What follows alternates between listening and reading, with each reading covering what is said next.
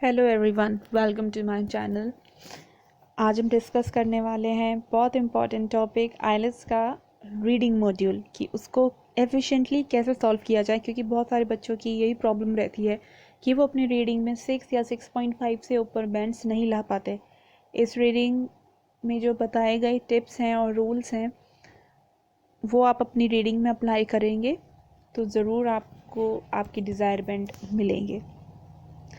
तो शुरुआत करते हैं। जैसे कि आइल्स में 4 मॉड्यूल होते हैं: read, listening, reading, writing and speaking. Listening रहता है 40 मिनट्स का, रीडिंग 60 एंड राइटिंग भी 60 मिनट्स का रहता है। डिफरेंस इसमें ये होता है, इसमें 2 टास्क होते हैं, task 1 and task 2। Task 1 20 minutes का रहता है, टास्क 2 40 मिनट्स का रहता है। और फिर आता है स्पीकिंग, जो 14 to 60 मिनट्स का रहता है। इसका एग्ज़ाम ये मेन एग्ज़ाम से 2 दिन पहले या 2 दिन बाद में होता है, depending on centre to centre. तो आज हम देखने वाले हैं कुछ मेजर फैक्टर जो कि आपके रीडिंग के बैंड्स को 6 बैंड या 6.5 से इंक्रीज़ कर सकते हैं। ऊपर की तरफ देखते हैं तो रीडिंग सॉल्व करने का सबसे जो मेजर फैक्टर रहता है वो है टाइम डिस्ट्रीब्यूशन आपका बहुत एग्जैक्ट होना चाहिए, एकदम करेक्ट होना चाहिए, तो आप अपनी रीडिंग को एफिशिएंटली सॉल्व कर सकते हैं और अपने डिज़ायर बैंड ला सकते हैं। क्योंकि बहुत बार ऐसा देखा गया है, बच्चे आंसर तो सही लोकेट कर लेते हैं और लिख भी देते हैं, पर टाइम उनके पास कम बचता है तो वो बहुत सा पेपर उनका छूट जाता है। और जो मेन एग्ज़ाम में इन्विजिलेटर होते हैं वो बिल्कुल वेट नहीं करेंगे आपका कि आपने अगर वो आपको थोड़ा सा वो 1-2 मिनट एक्स्ट्रा दे दें आपके आंसर लिखने के लिए। तो ज़रूरी ये है कि आपको टाइम मैनेजमेंट बहुत अच्छे से आना चाहिए। और आप जब आइल्स की प्रिपरेशन शुरू करें, आपको उसी टाइम से ही अपना एक स्केड्यूल बनाना होगा कि आप अपना टाइमर लेके तभी आप अपनी रीडिंग सॉल्व करें। वैसे तो ये सभी मॉड्यूल के लिए है और बहुत मैंडेटरी कि आप एक टाइमर हमेशा अपने साथ रखें। तो रीडिंग का पैसेज जब आप सॉल्व करेंगे तो इसमें रीडिंग में 3 पैसेज होते हैं, 1, 2 एंड 3। पैसेज 1 कंपैरेटिवली इजी आता है, पैसेज 2 मॉडरेट और पैसेज 3 की डिफ़िकल्टी ज़्यादा होती है। तो आइडियल टाइम जो है वो ये है कि आपको पैसेज 1 15 मिनट्स में ही सॉल्व कर लेना चाहिए, पैसेज 2 20 मिनट्स में, लाइकवाइज पैसेज 3 25 मिनट्स में आपको सॉल्व करना होगा। अब क्या होता है, बच्चे क्या करते हैं अक्सर जब रीडिंग सॉल्व करते हैं वो डायरेक्ट 60 मिनट्स का टाइमर लगा लेते हैं और फिर उनको एक्स्ट्रा टाइम भी लग जाता है और वो अपनी वीकनेस नहीं जज कर पाते कि वो वीक कहाँ हो रहे हैं। उनको ज़्यादा फोकस कौन से पैसेज में करने की ज़रूरत है। तो इसके लिए ज़रूरी ये है कि आप क्या करें, जैसे जैसे पैसेज सॉल्व करें उस हिसाब से टाइमर लगाएं। फॉर इंस्टेंस, जब आप पैसेज 1 सॉल्व कर रहे हैं तो आप 15 मिनट्स का टाइमर लगाइए। 15 मिनट्स में पैसेज 1 सॉल्व करने की आप हैबिट डालिए अपनी। तो उससे क्या होगा, आपकी आदत बन जाएगी कि आप 15 मिनट्स में 1 to 13 क्वेश्चन आराम से सॉल्व कर लेंगे। फिर पैसेज 2 के लिए आप 20 मिनट्स का टाइमर लगाइए। फिर सारे आप अपने पैसेज 2 के क्वेश्चंस 20 मिनट्स में ही सॉल्व करने की कोशिश कीजिए। लाइकवाइज पैसेज 3 के लिए भी करो, आप 25 मिनट्स का टाइमर लगाओ और फिर पैसेज 3 सॉल्व करो। जब आपको लगने लगे कि आप इन तीनों पैसेज को ये दिए गए टाइम फ्रेम में सॉल्व कर लेते हो विदाउट एक्स्ट्रा टाइम लिए, जब आप लगाओ 60 मिनट्स का टाइमर, फिर आप पूरा पेपर सॉल्व करो। क्योंकि जब आप मेन एग्ज़ाम में एग्ज़ाम देते हो तो आपके पास इतना भी टाइम नहीं होता, हालांकि सामने चल रहा होता है टाइमर और वॉच भी चल रही होती है, तो इतना टाइम नहीं मिलता है कि हम बार बार देखते ना कि भाई अब 10 मिनट हो गए, 15 मिनट हो गए। जब आपको लगता है बस हम अपने आंसर लोकेट कर लें फटाफट। तो बहुत ज़रूरी है ये कि आप अपना टाइमर लगा के ज़रूर प्रैक्टिस करें और पैसेज टू पैसेज के हिसाब से करें। जब आपकी प्रैक्टिस इसमें अच्छी हो जाए तो आप 60 मिनट्स का टाइमर लगा के अपना रीडिंग सॉल्व करने लग जाओ। ठीक है, अब आते हैं कुछ रूल्स फॉर रीडिंग को लेके, जिसको आप टिप्स भी कह सकते हैं। तो फर्स्ट है, never change the form of verb. आप वर्ब का फॉर्म कभी चेंज नहीं करेंगे। फॉर एग्ज़ाम्पल, आपको दिया गया है पैसेज में स्पोक, तो आप अपने आंसर में स्पीक लिख कर नहीं आएंगे, कंप्यूटर उसको रॉन्ग कर देगा। और सेकंड थिंग ये है, आप कभी सिंगुलर को प्लूरल में नहीं लिख कर आएंगे। जैसे आप सपोज़ आपके पैसेज में दिया है रिंग, तो आप अपने आंसर में रिंग्स नहीं लिख कर आएंगे, कंप्यूटर रॉन्ग कर देगा उसको। जो आपको रीडिंग में आंसर दिखाई दे रहा है रिंग, वही आपका जो पैसेज में दिखाई दे रहा है वही आपका आंसर रहेगा, बिल्कुल चेंज नहीं होगा, एग्जैक्ट वही रहेगा जो आपका पैसेज में दे रखा है, आंसर में भी वही होगा। आप ऐसे नहीं लगाओगे, सिंगुलर को प्लूरल नहीं बनाओगे, ना प्लूरल को सिंगुलर बनाओगे, नहीं तो कंप्यूटर इसको रॉन्ग कर देगा, क्योंकि आपका listening and reading computerise check होता है। ठीक है, तो आपको इस बात का बहुत ध्यान रखना है कि आप कभी भी वर्ब का फॉर्म चेंज नहीं करेंगे, एग्जैक्ट जैसा पैसेज में लिखा है सेम वैसा ही वर्ड उठा के अपने आंसर में लिखेंगे। सेकंड हमारा आता है स्पेलिंग शुड बी करेक्ट। आपकी स्पेलिंग्स करेक्ट रहनी चाहिए, क्योंकि जैसा भी मैंने बताया कि कंप्यूटर आपका पेपर चेक करता है, तो उसको ज़रा भी गड़बड़ लगी वो आपका आंसर रॉन्ग कर देगा, बेशक वो सही लिखा हो पर वो रॉन्ग कर देगा।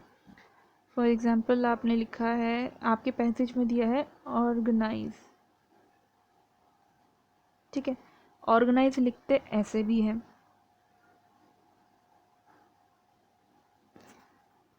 पैसेज में ये दिया है ऑर्गेनाइज और आप लिख के आ जाए ये वाला ऑर्गेनाइज अपने आंसर में, कंप्यूटर इसको रॉन्ग कर देगा।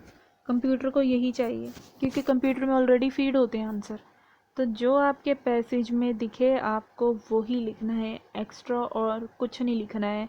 लिखते समय जल्दबाजी नहीं करनी है, बहुत ध्यान से केयरफुल रह के अपने आंसर्स ट्रांसफ़र करने हैं। और ज़रूरी बात यह है कि जैसे लिसनिंग में होता है कि आपको पेपर सॉल्व करने के बाद 10 मिनट एक्स्ट्रा मिलते हैं अपने आंसर ट्रांसफ़र करने के लिए आंसर शीट में, रीडिंग में ऐसा बिल्कुल नहीं होता है। आपको 1 मिनट एक्स्ट्रा नहीं देंगे वो लोग कि आप अपने आंसर ट्रांसफ़र करें। आपको देन एंड दैट जैसे आप अपना आंसर लोकेट करें, आपको तभी के तभी अपने आंसर शीट में अपना आंसर लिखना होगा, आपको एक्स्ट्रा टाइम बिल्कुल नहीं दिया जाएगा जैसे लिसनिंग में मिलता है। आपको तभी के तभी आंसर अपने लिखने होंगे उसमें। और हाँ, बिल्कुल बहुत केयरफुली लिखने होंगे आपको अपने आंसर शीट में आंसर, क्योंकि कई बार क्या होता है, जैसे कि मैंने 1 to 13 ये रहे, मैंने यहाँ पर अपने बच्चों ने क्या करते हैं लिख लेते हैं, सपोज़ मैंने यहाँ पे लिख लिया 1 to 13 के आंसर लिख लिए अपने क्वेश्चन पेपर में लोकेट करके, ऐसे ऐसे सर्कल बना लिया। अब मुझे जल्दी से आंसर शीट में अपने लिखने हैं, तो मैंने सीरियल नंबर वहाँ डले रहते हैं, तो मैंने यहाँ पे लिख दिया 1 का आंसर 1 में, 2 का 2 का 2 में लिख दिया, 3 का ये क्योंकि इतने सारे अंडरलाइन और ये सब हो गए तो मेरे से मिस हो गया, और मैंने यहाँ पे 4 का आंसर लिख दिया 3rd में। अब क्या हो गया, वो सीक्वेंस सारा गड़बड़ आ गया 1 to 13, तो मेरे 13-12 मार्क्स तो ऐसे ही चले गए। इसलिए ज़रूरी ये है कि आप तभी के तभी जैसे ही आपने आंसर अपना लोकेट कर लिया पैसेज में, आप अपना आंसर शीट में फिल करें, नहीं तो जल्दबाजी और जो एग्ज़ाम का प्रेशर अलग रहता है, उसमें क्या होता है बच्चे जल्दबाजी और हड़बड़ाहट में आंसर का जो सीक्वेंस होता है वो ऊपर नीचे कर देते हैं, और फिर सहारा आपका गलत ही होता चला जाएगा लास्ट तक। तो इस बात के लिए आपको बहुत ज़्यादा केयरफुल रहना है। 3rd पॉइंट हमारा आता है follow the given instructions carefully. Instructions बहुत मेजर रोल प्ले करते हैं आपके किसी भी मॉड्यूल में, क्योंकि आज हम रीडिंग की बात कर रहे हैं तो हम इस पर फोकस करेंगे। आपको बिल्कुल 5 सेकंड या 10 सेकंड लगेंगे कोई भी इंस्ट्रक्शन रीड करने में। मेरी एडवाइस यही रहेगी, क्वेश्चन या पैसेज रीड करने से पहले आप इंस्ट्रक्शन ज़रूर पढ़ें, क्योंकि कई बार क्या होता है हम इंस्ट्रक्शन रीड नहीं कर देते हैं और हम कुछ भी फिर वहाँ पे लिख के आ जाते हैं। फॉर एग्ज़ाम्पल, गड़बड़ कहाँ होती है, यहाँ होती है मेजरली, इस जगह होती है गड़बड़। लिखा है ट्रू फॉल्स नॉट गिवन और येस नो नॉट गिवन। अब आपका क्वेश्चन आया है कि येस नो नॉट गिवन करना है। अब बच्चे हड़बड़ाहट में क्या करते हैं, बेशक सही लिख कर आएंगे, स्टेटमेंट बिल्कुल सही होंगी उनकी पैसेज के हिसाब से, पर ट्रू फॉल्स नॉट गिवन लिख के आ जाएंगे, जहाँ जबकि लिखना है yes no not given, computer उसको रॉन्ग कर देगा। इसलिए ज़रूरी है आप बहुत अच्छे से केयरफुल इंस्ट्रक्शन रीड करें, उसके बाद ही अपने क्वेश्चन या पैसेजेस पे जाइए, नहीं तो आपके मार्क्स इससे डिडक्ट हो जाएंगे और फिर कोई फ़ायदा रहेगा नहीं। इसलिए ज़रूरी है आप इंस्ट्रक्शन बहुत केयरफुली रीड करके जाएं। और एक बात और, जब आप आंसर लिखते हैं ये TNNG नहीं लिखना है, ये TFNG ऐसे नहीं लिखना है, पूरा लिख कर आना है, ट्रू फॉल्स नॉट गिवन। क्योंकि आप क्यों भी अपना 1% रिस्क लो कि गलत करने देने के लिए, पूरा आपको लिख के आना है, ट्रू फॉल्स नॉट गिवन नहीं, पूरा पूरा लिखना है, TFNG या YNNG नहीं लिखना, पूरा पूरा लिखना है। अब क्या होता है, अक्सर जो true false not given types question होते हैं वो हमेशा पैसेज 1 में आते हैं या बिगिनिंग में आते हैं आपके रीडिंग मॉड्यूल में, और मेजरली बिल्कुल ऐसा ही होता है कि येस नो नॉट गिवन आपके लास्ट पैसेज में आते हैं। तो आपको बहुत ज़्यादा फोकस और कंसंट्रेशन रखना है कि आप सॉल्व क्या कर रहे हो। इसके लिए आपको यही करना है कि इंस्ट्रक्शन बहुत अच्छे से रीड करने हैं उस समय, क्योंकि पहले ही आपके पास 60 मिनट्स हैं, इतना सारा प्रेशर है और ऑलरेडी आप एक लिसनिंग सॉल्व कर चुके हो, अब आपको नेक्स्ट राइटिंग भी करनी है, तो इसलिए बहुत अच्छे से फोकस रखना है। और ज़रूरी एक बात यह है कि जो लिसनिंग आपने सॉल्व कर ली है कर ली, अब उसका जो अब अच्छी हुई या बुरी हुई उसका इफ़ेक्ट आपको अपने प्रेजेंट जो आप पेपर सॉल्व कर रहे हो रीडिंग उसमें नहीं आने देना है, और ना तो अगली पेपर के लिए सोचना है जो नेक्स्ट आने वाला है राइटिंग। जो पेपर कर रहे हो, जो मॉड्यूल सॉल्व कर रहे हो, उसी के बारे में फोकस रखना है।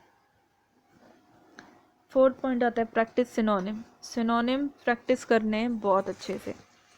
सिनोनिम प्रैक्टिस करने का फ़ायदा ये है कि आपके ये सारे मॉड्यूल्स में काम आएंगे, लिसनिंग में भी काम आएंगे, रीडिंग में तो आएंगे ही, राइटिंग में जब आप ऐसे लिखते हो या टास्क 1 करते हो तो उसमें ऐसे में, तो इंट्रो में जब आप पैराफ्रेज करते हो तब काम आएंगे, स्पीकिंग में भी काम आएंगे, वो कैब आपकी बहुत अच्छी स्ट्रॉन्ग हो जाएगी।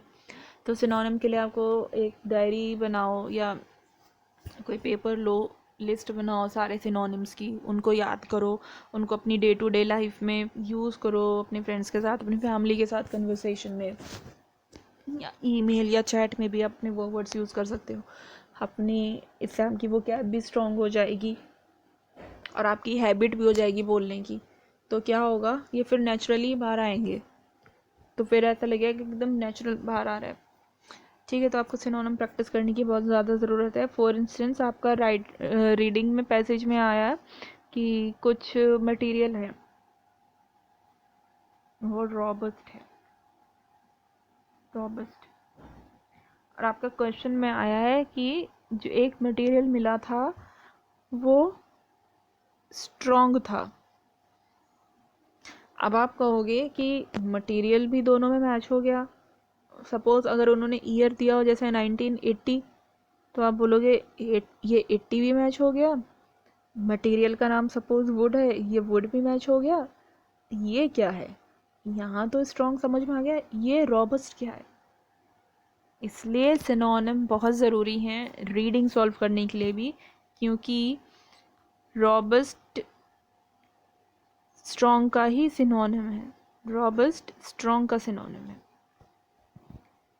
ठीक है, अब आते हैं अपने नेक्स्ट पॉइंट पे। पॉइंट नंबर 5 है right all answers in block letters. आपको अपने सारे आंसर ब्लॉक लेटर्स में ही लिखने हैं, यहाँ तक कि जब आप मेन एग्ज़ाम में जाते हो तो आइल्स वाले भी कहते हैं कि आप अपने सारे आंसर ब्लॉक लेटर में लिखें।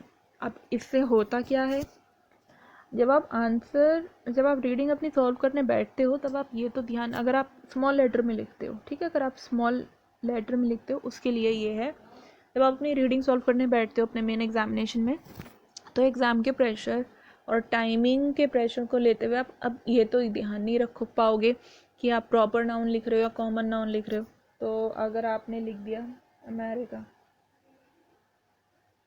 अमेरिका क्या है, अमेरिका प्रॉपर नाउन है, अगर आपने प्रॉपर नाउन ऐसे लिख दिया कंप्यूटर आप रॉन्ग कर देगा, बेशक आपका आंसर राइट हो कि अमेरिका ही आना था उस फिलअप में या समरी कॉम्पिटिशन में, पर आपने प्रॉपर नाउन को स्मॉल लेटर में लिख दिया, वो रॉन्ग हो जाएगा।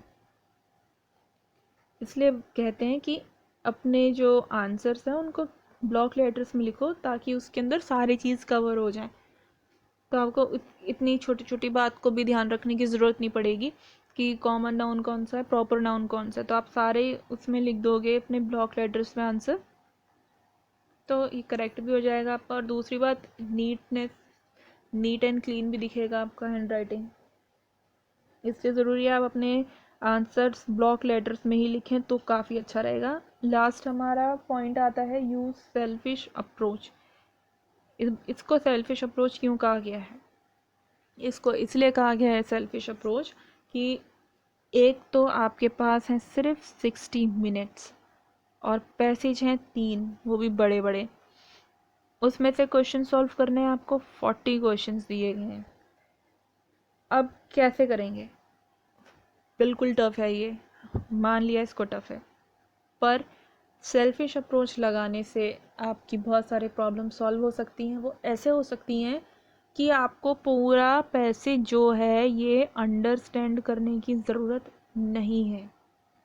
ज़रूरत बिल्कुल भी नहीं है कि आप पूरा पैसेज वर्ड टू वर्ड पढ़ें और वर्ड टू वर्ड इसको अंडरस्टैंड ही करें।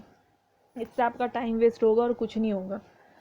आप इसलिए ये सेल्फिश अप्रोच बनाई गई है ताकि आपका टाइम फ्रेम के अंदर आपके सारे आंसर आपको लोकेट हो जाएं और आप उनको करके आ सकें और अटेम्प्ट करें और एक भी ना छोड़ें। इसके लिए है scheme and scan. Skimming and scanning technique बनाई गई है। स्किमिंग का मतलब क्या होता है? आप कहीं पे अपना आंसर लोकेट कर लें, और स्कैनिंग आप फिर जो लोकेटेड एरिया उसमें अपना आंसर सर्च करें। जैसे ये पैसेज दिया गया है मुझे, ठीक है, यहाँ पर पैरा है, पैरा 1, 2 एंड 3। मैंने फटाफट स्किम करा और मुझे पता लग गया मेरा आंसर जो है वो पैरा 2 में है। अब मुझे पता तो चल गया मेरा आंसर पैरा 2 में। अब मुझे क्या करना है? अपने पैरा 2 को थॉरोली रीड करना है, फास्ट रीडिंग करनी है और केयरफुल रीडिंग करनी है अपना आंसर स्कैन करने के लिए। लोकेशन मुझे पता चल गई, कहाँ पर है? पैरा 2 में है। अब मुझे उस लोकेशन में अपने आंसर को स्कैन करना है। ये जैसे मेरा आंसर है, मुझे यहाँ पे मेरा आंसर मिल गया, ये हो गई स्कैनिंग। ऐसे स्किम और स्कैन टेक्निक यूज़ की जाती है, जिससे आपका टाइम भी बचता है और आप अपना एफिशिएंटली अपना रीडिंग सॉल्व भी करके आते हैं। आपको रीडिंग अंडरस्टैंड करने की ज़रूरत नहीं है।